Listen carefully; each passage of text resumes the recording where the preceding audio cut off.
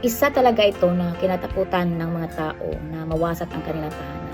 Siyempre kahit sino, pang tanungin natin, naku, isa yan na ayaw talaga nating mangyari na mawalan tayo ng tirahan dahil sa pagwasak ng lindol or nasunugan. Mas mabuti pang manakawan kaysa mawasak talaga yung bahay natin. Kasi hindi nga madaling kitain ng pera, kapatid. Yan talaga ang napakasakit na mawalan ka ng tirahan. Pero God will provide pa rin yan. Kasi ako, nawalan ako ng tirahan noon, pero gi-provide pa rin ng Panginoon. Kasi kung merong mawawala, maipapalit naman. Kaya mga kapatid, dito sa mundo, lahat ng nangyayari dito ay tutulungan tayo ng Panginoon. Hindi tayo papabayaan. Dahil dito pa tayo sa mundo. Pero kapag dumating na talaga ang judgment, wala na talagang God will provide. Kasi justice na tayo.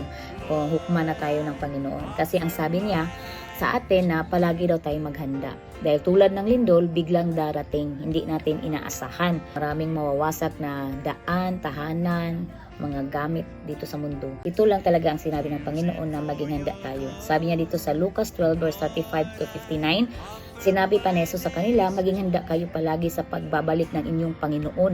Katulad ng mga aliping naghihintay sa pag-uwi ng kanilang amo mula sa kasalan.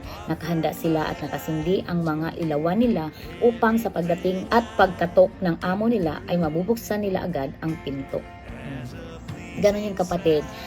Tayo dito sa mundo, kailangan tayo maging handa palagi. Inline talaga sa ating Panginoon. Kaya tanggapin mo ang Panginoong Jesus para may relasyon ka sa Kanya at maghanda ka talaga palagi. Kapag may relasyon ka sa Panginoon, may relasyon ka sa Panginoong Jesus, palagi ka talagang handa. Dahil nagnanahan na ang banal na Espiritu sa iyo.